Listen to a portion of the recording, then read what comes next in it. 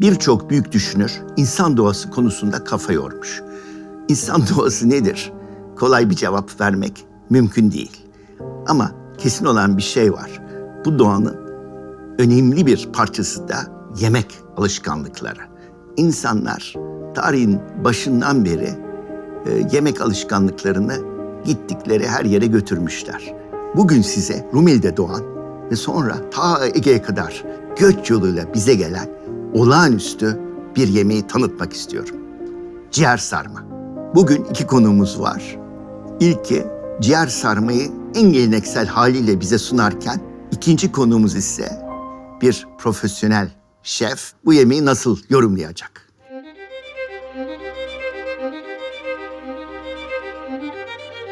Gastronomi adeta bir mikrokozmos. Normal hayattaki sosyal, kültürel, ekonomik sorunların iz düşümlerini bu küçük ve sınırlı sandığımız gastronomi alanında da görebiliyoruz. O yüzden hayattan ne bekliyorsam aynısını gastronomiden de bekliyorum.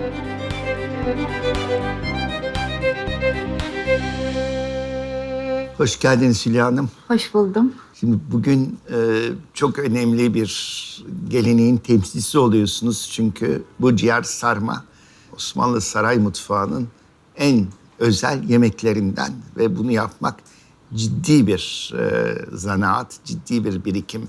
Siz hangi lokantada yapıyordunuz bunu? Ben ev hanımıyım. Evde yapıyorum. Biliyorum aslında. Şaka yapmak yapıyorum. istedim. Çünkü işin gerçeği de şu. Çok zor bir yemek olduğu için bu çok emek yoğun ve ciddi bir beceri düzeyi isteyen bunu yapan lokanta sayısı bir elin parmaklarını geçmiyor. Ve şu anda anladığım kadarıyla belli bir kültürden gelen belli bir birikime sahip evlerde yapılıyor. Özellikle de Edirne'de. Edirne, evet. Siz nasıl öğrendiniz, nasıl başladınız? Ben aslen Yugoslav göçmeniyim. Yugoslavya'da doğdum. Zaten Balkanlardan geliyor. Evet, Balkanlardan gelen bir yemek kültürü. Yugoslavya'daki akrabalarımız çok sık gelirlerdi. Annem de onları alırdı, çarşıya, alışverişe falan götürürdü. Hep yemek faslı bana kalırdı. Bir nevi böyle üstüme görev olduğu için başladım ben yemek yapmaya. Hep bana kalırdı yemek yapmak. Tabii bu yani Balkanlardan geliyor. Bir de burada harika bir olay var ve Osmanlı saray mutfağında niye o kadar zengin olduğunu gösteriyor. Göçle birlikte evet, farklı kültürler, bu kültürlerin bir parçası olarak yemekler geliyor. Şimdi ben sizden daha çok heyecanlıyım. Çünkü bir ciğer sarma çok severim. İki, İnşallah. yani sizden gerçeğini görmek çok hoş. Yani İnşallah. hiç karşıma çıkan bir şey değil bu. Büyük bir fırsat. Eğer heyecanlıysanız bana bakın, ben daha heyecanlıyım. Hiç şey yapmayın. Çok teşekkürler. Hadi bakalım Siz inşallah. rahat olun. Ben yavaş yavaş izin verirseniz Rica ederim. tavanın Buyurun. altını yakayım.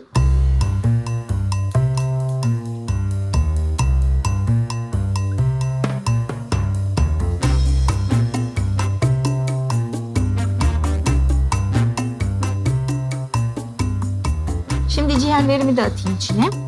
Biz Arnavutlar ciğerleri yıkamayız. Rahmetli dedem derdi yani özellikle karaciğer çok fazla yıkanmaz. Yani kesildiği gibi o şekilde saklayın derdi.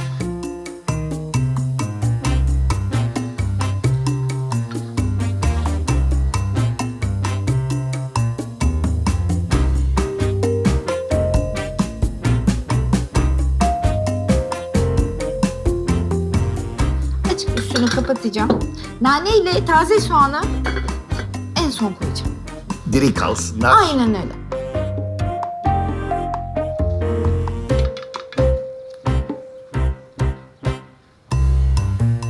Bir karıştıralım, bir havalandıralım bunu.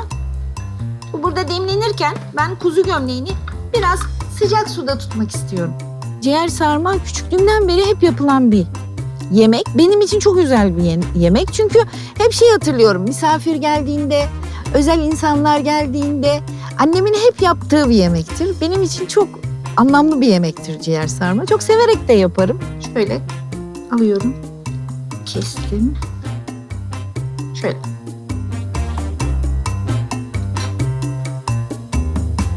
Bu inanılmaz bir teknik sizinki yani. Değil mi? İnanılmaz bir teknik bu. Sıkıca sarıyorum ben onu. Sonra da yerleştiriyorum. Ayda bir kere falan mı yapıyorsunuz? Evde nasıl şeyde? Benim oğlum çok seviyor ciğer sarmayı. Oğlum İstanbul'da okudu. Ne zaman İstanbul'dan Keşan'a gelse bende muhakkak ciğer sarma vardır. Yani tabii özel misafirim geldiğinde de yapıyorum ben onu ama... Şimdi yani ciğer sarma dediniz mi aklıma Kubilay geliyor. Çünkü o hep İstanbul'dan geldiğinde yaparım ben onu.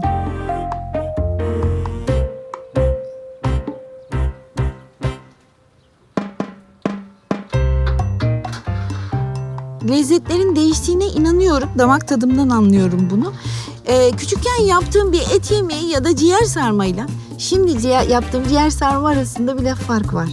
Bunun pirinci, nanesi, taze soğanı, ciğeri her şeyi farklı. O lezzet yok.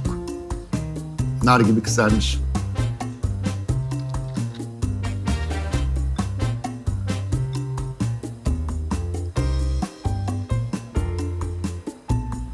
Sağ olun.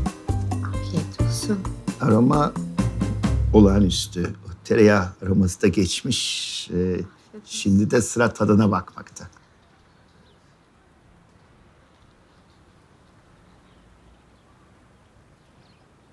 Bir kere tek tek her şey, her malzeme çok iyi. Yani hepsinin büyük katkısı var. Ciğerin, pilavın, soğanın, nanenin. Kabuk da çıtır olunca sanki o yeşillikler daha da bir ortaya çıkıyor. Büyük bir ustalık. Bence bu yemek bir şaheser. Bunu tanıttığınız için size çok çok teşekkür ediyoruz efendim. Sağ olun. Afiyet olsun. Ben teşekkür sağ olun. ederim. Sağ olun, var olun. Siz de.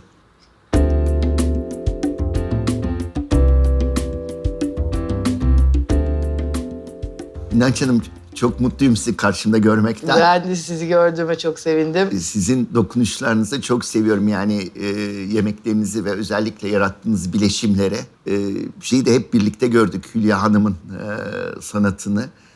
Klasik bir Edirne usulü Balkanlardan gelen bu muhteşem yemeği klasik şekilde yaptı. Şimdi sizin dokunuşlarınızı göreceğiz nasıl.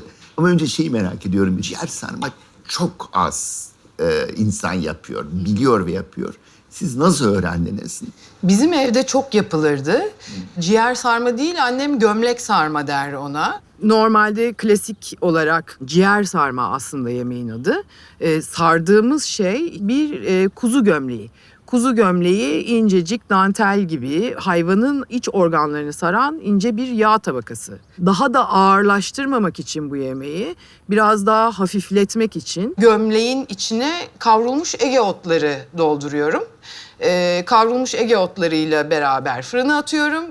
Ondan sonra çıktıktan sonra da yanına bir porcini mantarı suyuyla beraber servis ediyorum. Buyurun isterseniz başlayalım. Başlayalım isterseniz. Tabii, başlayalım. Psikolog olma niyetiyle psikoloji okumaya girdim. Fakat kısa bir sürede psikolog olamayacağımı anladım.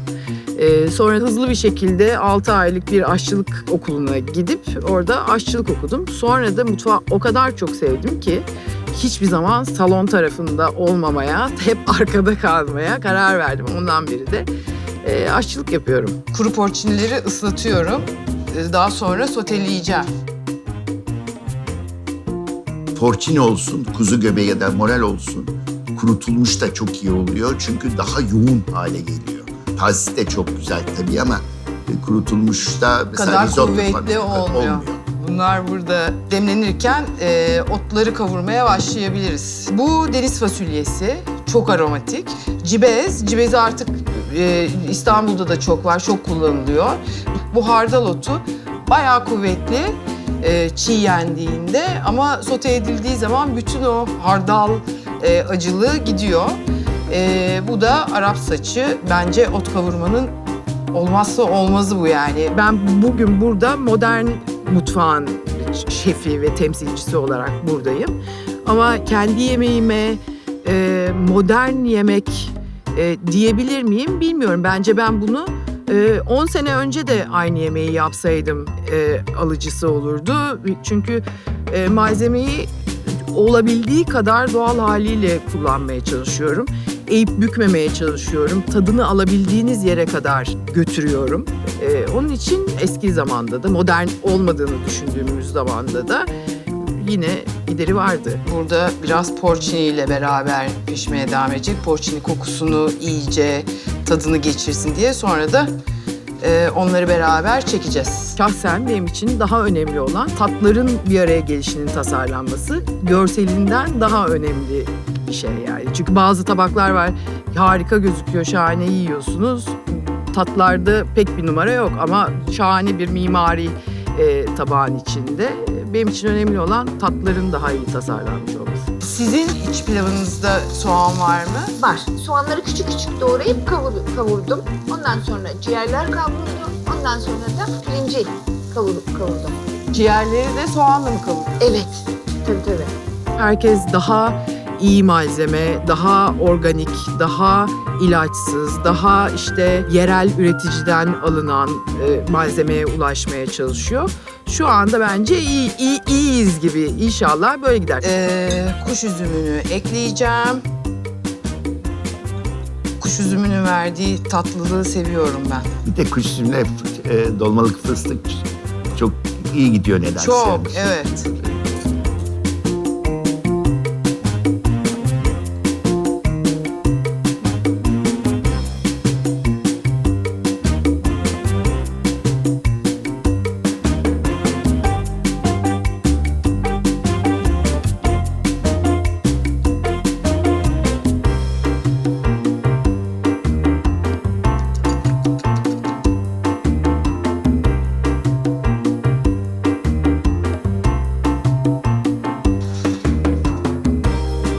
İyi malzemeye ulaşmak pek de kolay değil. Her yerden her şekilde ulaşamıyorsunuz. Ulaşabildiğiniz şey sizin ayağınıza kadar gelen, sizin peşinizde koşan malzeme de biraz daha hızlı tüketime yönelik malzeme. İşin biraz kolayına kaçmak isterseniz orası çok rahat.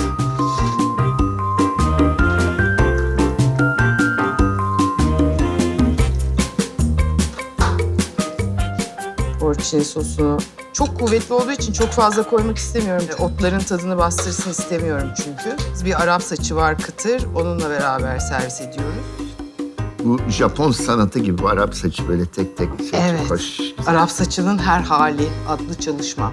Harika duruyorum.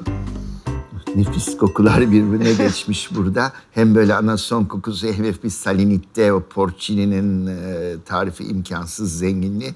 Artık tadıma geçelim.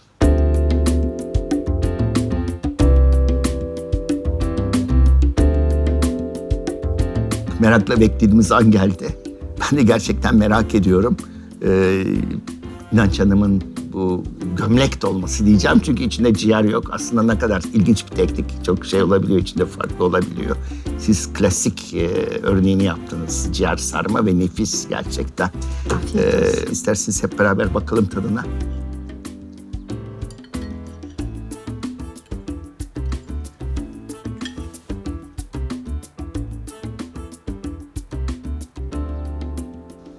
Nasıl buldunuz? İnanılmaz güzel. Afiyet olsun. Ben de aynı fikirdeyim. Yani gömlekle birlikte gitmesi gayet güzel. Yani dengeliyor birbirini otları.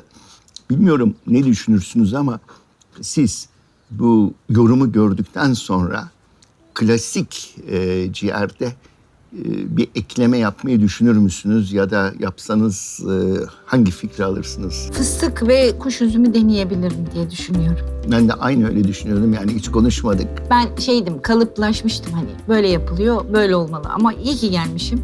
En azından kuş üzümünü ve fıstığı da koyabilirim öğrendim. Ben de Sayın. sizden ne öğrendim biliyor musunuz? Gömleği sıcak suya koydunuz. Daha esnek, daha rahat kullanılabilir bir hale geldi. Ben de onu deneyeceğim bundan sonra, bir dahaki sefere. Bu yemek Balkanlardan çıkıyor. Ta İzmir, yani siz İzmir'desiniz, İzmir'e gitmiş. O İzmir'in, o yörenin, Ege'nin coğrafyasına da adapte etmiş kendini. Adeta kültür arası bir diyalog ve bir yerden diğere göç ettikçe özünü falan kaybetmiyorsun. Tam tersine genini koruyorsun, zenginleştiriyorsun. Bu açıdan farklı bölgeler arası da güzel bir diyalog oldu bu. Beni çok mutlu ettiniz. Çok teşekkür ederim ikinize de, sağ olun. Biz teşekkür ederiz, çok sağ olun. Harika oldu. Gerçekten öyle oldu, sağ olun.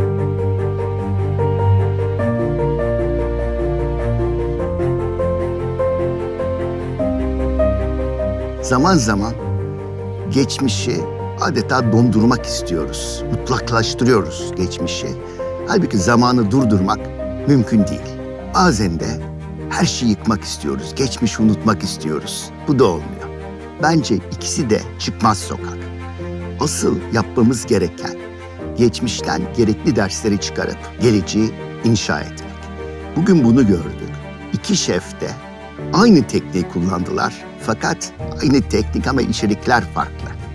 Bence bu çok güzel bir şey.